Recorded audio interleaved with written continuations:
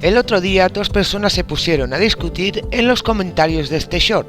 Casualmente fueron dos personas muy opuestas en la forma de tratar los caballos y os voy a dar mi opinión sobre cuál de ellas tiene razón. Solo voy a mostrar la parte del mensaje que nos interesa. La persona A dice: no es necesario golpear al caballo, es un animal que por naturaleza es presa. Se asusta con facilidad y más si estamos hablando de un potro de 20 meses de vida. Darles un golpe es la solución rápida y fácil, pero gracias a eso rompes todo el vínculo que puedas haber creado con él. Y la persona B le responde: ¿todo vínculo que puedes haber creado con él? ¿De qué vínculo hablas? ¿Amistad? ¿Amor? ¿Crees que un caballo te considera amigo o familia? Es simple, ¿eres dominante o no lo eres para ellos? Tú no eres amigo de un animal, eso no existe, y el único vínculo que debes tener con un animal es el de dominación. El resto es solo fantasías, o eres el dominante o te pasan por encima, y te darás cuenta que tu amor les vale madres porque no son humanos, no te quieren, no te aman, no eres su amigo ni nada de eso. Seguramente pensaréis que la persona A tiene razón y que el B es una persona insensible, pero más lejos de la realidad. Siempre he dicho que todos los extremos son malos y aquí tenemos un claro ejemplo de los dos extremos opuestos.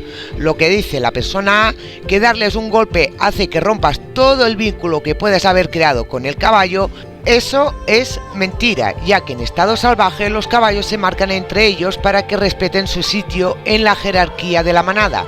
También es mentira lo que dice la persona B, que es imposible crear un vínculo con un animal, sino explicarme por qué se ponen tan contento un perro cuando vuelves a casa.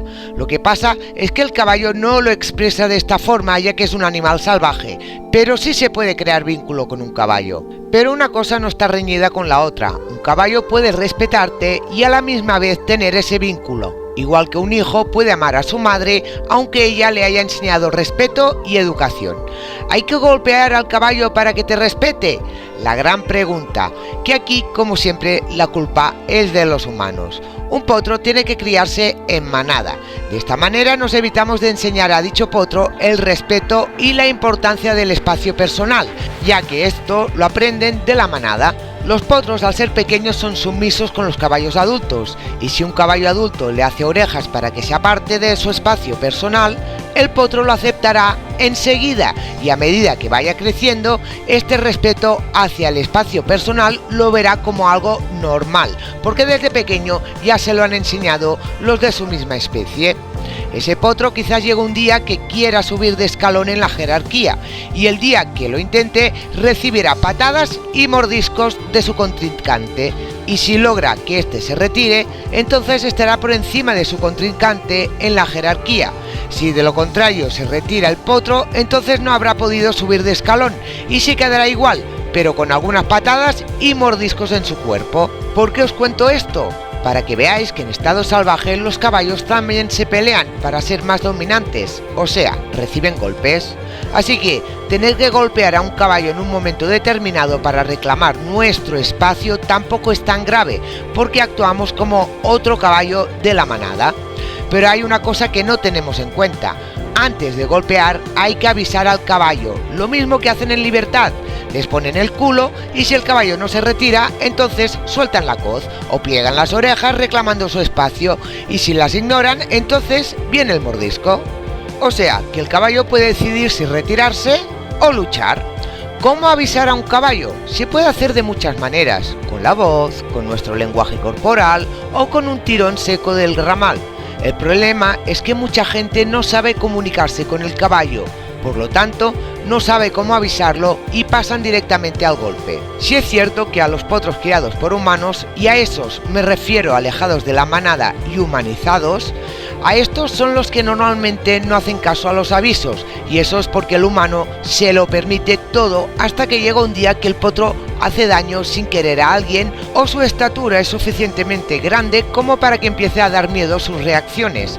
Entonces el humano se da cuenta del peligro e intenta erradicarlo, y es entonces cuando decide enseñarle educación y respeto hacia el espacio personal. Y evidentemente ese potro que toda su corta vida ha hecho lo que ha querido sin que nadie le ponga límites, a ver cómo le enseñas esto sin tener que reñirlo, o peor. Las típicas personas que les da pena a los caballos y no les ponen límites, intentan buscar una excusa en su mal comportamiento para autoconvencerse que es normal lo que hacen, como por ejemplo son animales salvajes, o tienen el instinto de huida, o son potros y tienen miedo, etc. Los humanos somos depredadores y los caballos animales depredados, así es la naturaleza y por ello el caballo nos tiene miedo. De la misma forma que trabajamos con un potro para que esto cambie, también hay que trabajar simultáneamente que respeten nuestro espacio. Y en un potro que no ha sido criado por humanos es muy fácil de enseñar y no necesitas golpearlos. Pero sí es cierto que el humano tiene que saber cómo comunicarse con el potro con su mismo lenguaje, el lenguaje corporal. Y si se hace bien, conseguiremos un caballo educado, respetuoso y confiado con el humano. Ahora, si este potro ha sido criado por humanos y ha perdido el miedo hacia ellos, pero no se le ha enseñado educación ni el respeto hacia nuestro espacio, este animal está condenado a tener que golpearlo alguna que otra vez para que entienda dicho respeto, igual que en estado salvaje cuando un caballo quiere subir de escalón en la jerarquía. La persona A, si trata con un caballo dominante, a la larga dicho caballo le hará daño.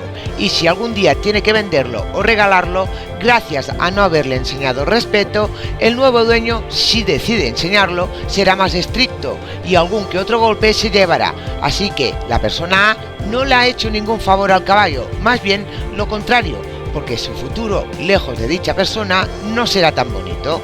La persona B, se trata con un caballo dominante, este le tendrá miedo y será un animal muy desconfiado con los humanos, y si llega la hora que tiene que cambiar de dueño, este nuevo dueño necesitará mucha paciencia para recuperar la confianza del caballo.